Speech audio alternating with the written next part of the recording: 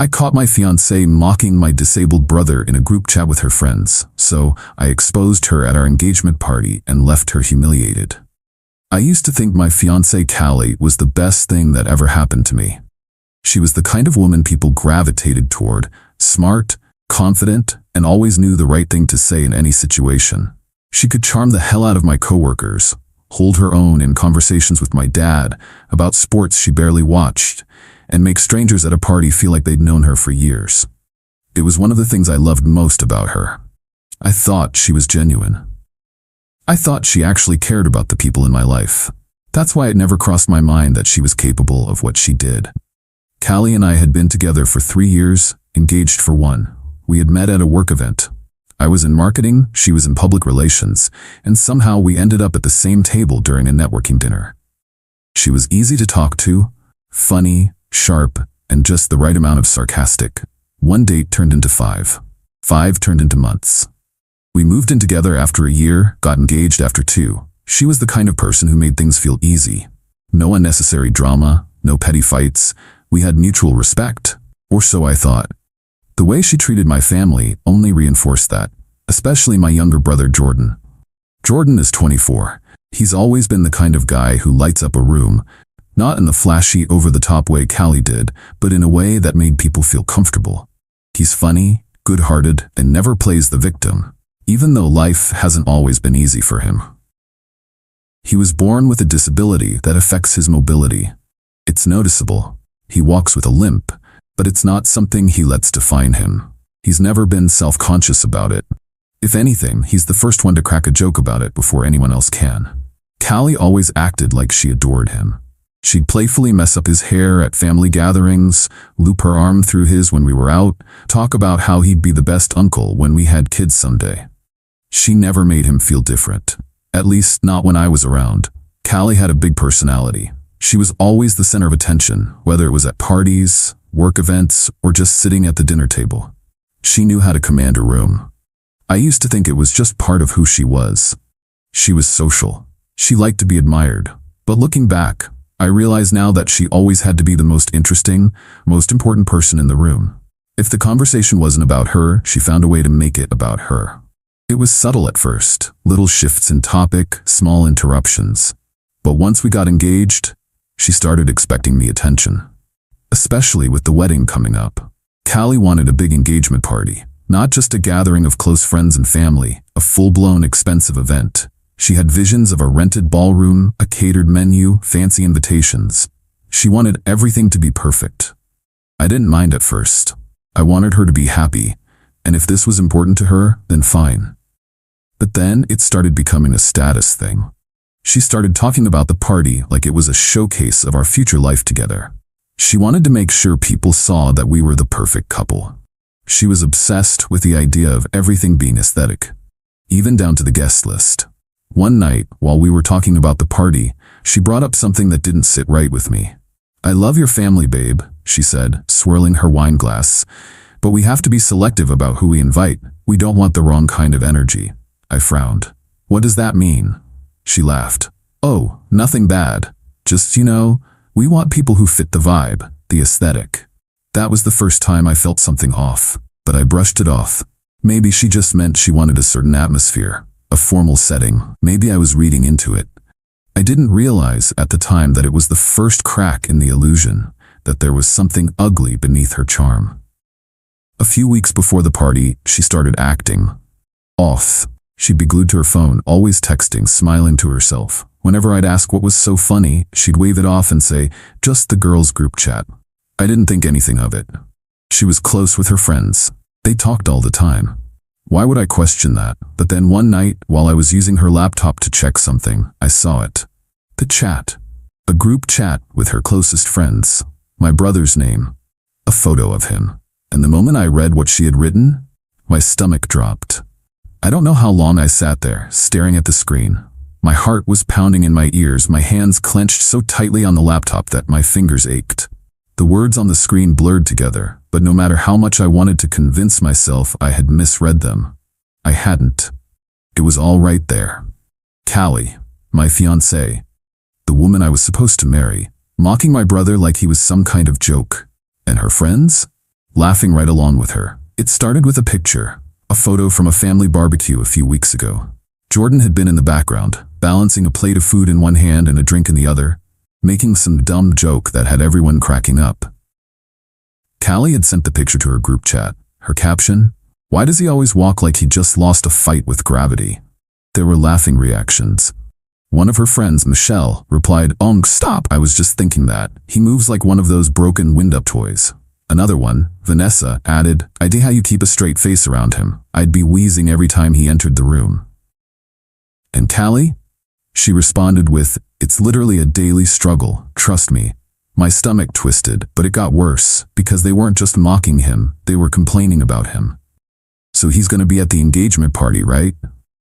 Unfortunately, yeah. Can't exactly uninvite him. Ugh. You better put him in the back for photos, or maybe crop him out later. LMAO, stop. But yeah, I already told Nathan that we need to be strategic with the seating arrangements. So you're gonna make sure he doesn't ruin your aesthetic? Kelly? Obviously. I mean, the vibe of the party has to be right. My hands were shaking. She didn't just mock my brother. She was embarrassed by him. The same woman who had looped her arm through his at dinners, smiled at his jokes, called him family, had secretly been treating him like a burden. And she thought I'd never find out. But they weren't just talking about Jordan. The next few messages were about me. Not as cruel, not outright mean, but enough. I swear, sometimes Nathan is just too nice for his own good. What does that even mean? Like, he's sweet and all, but sometimes I feel like I'm engaged to a golden retriever, just happy to be here. Vanessa, LMAO, are you getting cold feet? No, it's not that. I love him, obviously, but sometimes I wish he had a little more edge, you know? More confidence, more... I don't know, just more. More alpha, less puppy, lol, stop, but kinda. I felt a cold, sinking sensation in my chest. I had never been insecure about my relationship before. But reading those messages, I realized that the woman I thought loved me unconditionally had been mocking me behind my back too. She didn't respect me. She didn't respect my brother. And suddenly, everything in our relationship felt like a lie. I could have confronted her right then, stormed into the other room, thrown the laptop at her, demanded an explanation. But I didn't, because Callie was good at talking her way out of things. If I confronted her, she'd deny it. Call it harmless jokes, say I was overreacting, taking things too seriously. She'd probably turn it around on me, make me feel guilty for snooping. No, she wasn't going to talk her way out of this. Not this time. I needed to be smarter. I needed proof. So I started taking screenshots. Every cruel message, every joke, every time she laughed about making Jordan an afterthought at our engagement party. By the time I was done, I had everything I needed. And that's when the anger really set in. Because Callie had spent years pretending, years smiling at my family, hugging my brother, saying all the right things, and the whole time, she had been laughing at us behind closed doors. She had fooled me. And now, I was going to make sure she never fooled anyone again. I started paying attention, watching her closely. She had no idea I knew. She kept smiling at me like nothing was wrong, still planning our engagement party, still acting like we were the perfect couple. I played along. Because I wasn't just going to dump her. That would be too easy. I wanted her to feel exactly what my brother would have felt if he had ever read those messages. I wanted her to know what it was like to have the people around her laugh at her. I wanted her to experience humiliation. And the best part, she was handing me the perfect opportunity on a silver platter. The engagement party, the one she had been obsessing over for months. The one she had called the perfect way to show people who we are as a couple. She wanted to make sure the party was a reflection of us, and that's exactly what I was going to give her. A night she would never forget. But not for the reasons she thought. I walked into that venue knowing exactly what I was about to do. The room was perfect, just like Callie had planned. White flowers lined the aisle, candles flickered on every table, and a string quartet played softly in the background. Every detail was exactly how she had wanted it. She had spent months obsessing over this wedding, and now it was all about to crumble around her. From the moment I arrived, I could feel the weight of expectation. Callie's parents greeted me warmly, her dad clapping me on the back. "Son, you ready for the big day?" I smiled, more ready than ever. My parents stood beside me, stone-faced but supportive. They knew everything. I had told them the truth weeks ago, showing them the screenshots, the cruel messages, the way Callie had mocked Jordan like he was nothing. They hadn't even hesitated, they backed me completely. That's why I hadn't invited any of my family. Jordan wasn't coming. Neither were my cousins, my uncles, my childhood friends. Callie had spent months crafting this image of our wedding as the event of the year. And now, she was about to realize that she had already lost everything before the ceremony even began. 15 minutes passed, then 30. People started whispering, looking around, confused. Callie's mom approached me, her smile slightly strained. "Sweetheart, when will your family be arriving?" I pretended to check my watch. "Oh no, I think I gave them the wrong time. I told them 30 minutes later by mistake." She sighed but smiled. "Well, no harm done. They'll be here soon." I just nodded, because they weren't coming. I had already told Jordan the wedding wasn't happening. I had already warned my family not to show up. This wasn't going to be a wedding. This was going to be a reckoning. Callie arrived shortly after, glowing, practically radiating confidence. She swept into the room, her dress pristine, her makeup flawless. She looked like a woman who had won. She kissed me on the cheek, whispering, "I can't believe it's finally happening." I smiled. Me neither. She didn't notice the ice in my voice. She didn't notice the way my parents weren't smiling. Because Callie was too focused on herself. She was glowing, laughing, whispering to her friends as the dinner carried on, her champagne glass never empty for long. She was in her element. This was her night, or so she thought. The guests were settled now. The speeches had begun. Her dad had spoken first. A long-winded toast about how Callie had always been a bright light in their family. Her best friend, Michelle, the same Michelle from the group chat, had gushed about how Callie had the biggest heart of anyone she knew. And now? Now it was my turn. I stood slowly, adjusting my tie, taking in the room. Every eye was on me. Callie turned to me with a radiant smile, her fingers brushing against my arm as she whispered, "Make it good, babe." I picked up my champagne glass, letting the stem rest between my fingers. And then I began. "I just want to thank everyone for being here tonight. It really means a lot to Callie and me that we're surrounded by so many people who love and support us." There was a soft murmur of agreement, polite nods. I turned to Callie, smiling. "You know, when I met you, I thought you were the kindest, most wonderful person I had ever known." I believed that with all my heart. I remember thinking how lucky I was to have found someone so compassionate, someone who cared so deeply about the people around her. Callie beamed. I looked down at my glass, swirling the liquid inside. But, as it turns out, I was wrong. The energy in the room shifted. Callie's smile froze. I exhaled slowly, lifting my gaze back to her. Because while I thought I was marrying a woman who valued kindness and family, what I was actually marrying was a liar. A fraud. Someone who wears a mask so well that even I didn't see the truth until it was staring me in the face. The murmur in the room grew louder. People were whispering now. Callie let out a nervous laugh, reaching for my arm. "Nathan, what?" I stepped away from her touch. Then I pulled the folded stack of papers from my jacket pocket. "I want you all to see something," I said, voice steady. Because while Callie has been planning this perfect wedding, she's also been saying some very different things behind closed doors. I unfolded the pages and dropped them onto the table. The screenshots fanned out, face up, words bold and ugly. Callie's name at the top of every single one. People leaned forward to read. I let them. Then I spoke again. I found these messages in a group chat between Callie and her friends. Some of the same friends who are sitting here with us tonight. A few of them stiffened. Michelle, in particular, went ghost white. I picked up a page. In this one, she sent a picture of my brother, Jordan. You all know him. He's not here tonight, and I'll explain why in a moment. But here's what Callie had to say about him. I cleared my throat and read aloud. "Why does he always walk like he just lost a fight with gravity?" A hush fell over the room. I held up another page.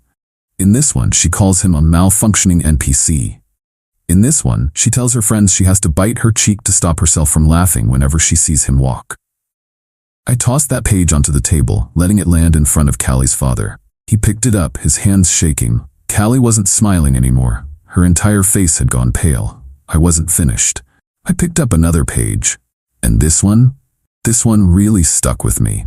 This is where she talks about our wedding photos, and I quote, I turned slightly, letting my voice carry. "I love Nathan, but I cannot with his brother sometimes. Imagine having that in our wedding photos. LMAO. Callie's mother let out a sharp gasp. A ripple of shock ran through the guests. Someone muttered, "Oh my God." Callie shook her head rapidly, eyes darting around the room. Nathan, this is out of context." I turned to her, my expression blank. "Really? What's the context for laughing at my brother's disability? I'd love to hear it." She opened her mouth, closed it. She had nothing. I turned back to the guests. "You might have also noticed that my side of the family isn't here tonight." People started looking around, realizing for the first time that the only guests were Callie's. "That's because I never invited them. I told Jordan that the wedding wasn't happening, because it's not." A ripple of gasps. Callie reeled back. "Nathan, we're done," I cut in. "There's not going to be a wedding. And Callie, you're going to spend the rest of your life explaining to your family, to your friends, and to your coworkers why you no longer have a fiancé." Silence. A thick, suffocating silence. Callie's father looked furious. Her mother had her hand over her mouth. Callie looked like she had just been hit by a truck. I set my glass down. Then, with my parents behind me, I walked out.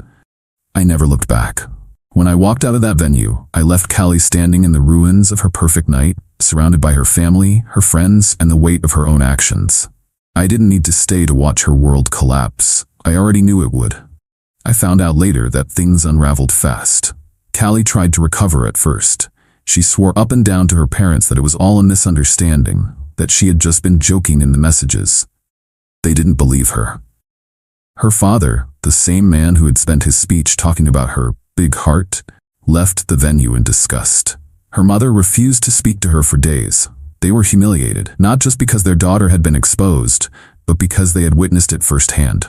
There was no damage control, no spin, just the raw, ugly truth. Then came the financial fallout. The wedding was already paid for.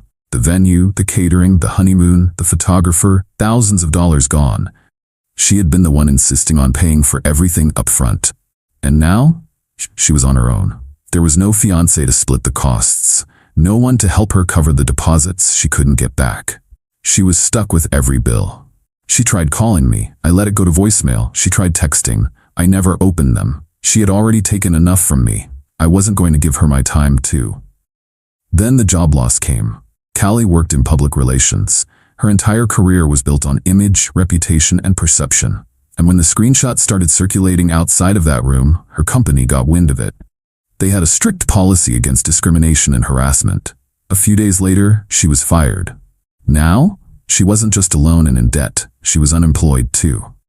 And then, of course, her friends turned on her. I wasn't surprised. The same people who had laughed with her in the group chat, the ones who had encouraged her cruelty, they were suddenly appalled, like they hadn't been part of it the whole time. One of them, Michelle, reached out to me. "We're so sorry for everything that happened," she wrote. "Callie was just the worst. I can't believe she would say those things about Jordan. She's completely toxic." Vanessa messaged me too. "I had no idea how bad she really was. I feel awful that you had to deal with that." I stared at their messages. Then I typed out my response. "You laughed with her. You encouraged her. You are just as bad as she is." Then I blocked them all. I don't know what happened to Callie after that. Maybe she found a way to pick herself up. Maybe she didn't. But it wasn't my problem anymore. She had spent years pretending to be someone she wasn't. And now, she had to live with who she really was, without me.